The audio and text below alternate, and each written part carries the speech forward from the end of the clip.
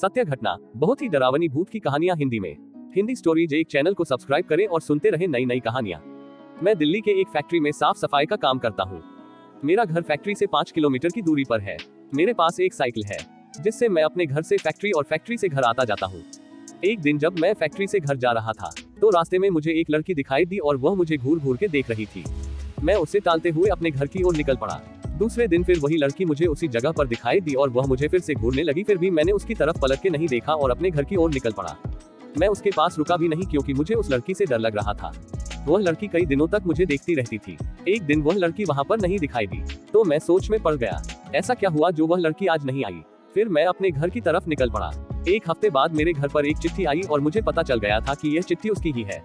उसमें उसका नाम प्रीति लिखा हुआ था और उसमें से एक फोटो निकली थी जो कि उसी लड़की की थी। मैं चौंक गया कि उसे मेरा पता कैसे चला। उस चिट्ठी में लिखा हुआ था कि कल जब फैक्ट्री से निकलो तो जहां पर मैं खड़ी रहती हूं वहां पर मेरा इंतजार करना। उसके दूसरे दिन मैं वहां पर पहुंच गया तो वह लड़की वहां पर नहीं खड़ी थी। मैंने काफी इंतजार किया, फिर मैं अपने घर की तरफ चल दिया और तभी मुझे याद आया कि वो जो चिट्ठी आई थी उसमें उसका पता तो होगा। फिर मैं उसका पता पढ़कर उसके पते के अनुसार मैं उसके घर मिलने के लिए गया। दरवाजा खोलते ही एक आदमी आया और बोला कि क्या काम है। तो मैंने बोला कि मुझे प्रीति से मिलना है। तो उस आदमी ने बोला कि मैं उसका पापा हूँ और प्रीति को मरे हुए 2 महीने हो चुके हैं। मेरे हाथ पांव कांपने लगे। मैं सोच में पड़ गया कि वह लड़की जो मुझे रास्ते में मिली थी और जिसने मुझे चिट्ठी भेजी थी वह कौन होगी। मुझे लगा कि वह उसकी आत्मा होगी। तभी प्रीति के पापा ने मुझे दिखाया कि देख लो, उसकी तस्वीर पर माला पड़ा हुआ था। तभी मैं भागकर अपने घर पहुंचा। फिर मैंने उस चिट्ठी को जला दिया और उस दिन के बाद से मैंने कभी भी अनजान लोगों से मिलना और बात करना बंद कर दिया। कुछ दिन बाद रात को नींद में एक सपना देखा। प्रीति खड़ी मेरे सामने कुछ बोलना चाहती थी मुझसे मगर बोल नहीं पा रही। नींद टूट गया, डर के मारे पसीना पसीना हो गया। खुद को संभाला, पानी पिया और खुद को समझाया ये सपना है। फिर शाम हुआ, मन में डर लग रहा है आज अगर फिर से। चलो जो होगा देखा जाएगा। आज रात जागकर प्रीति की इंतजार करने लगा।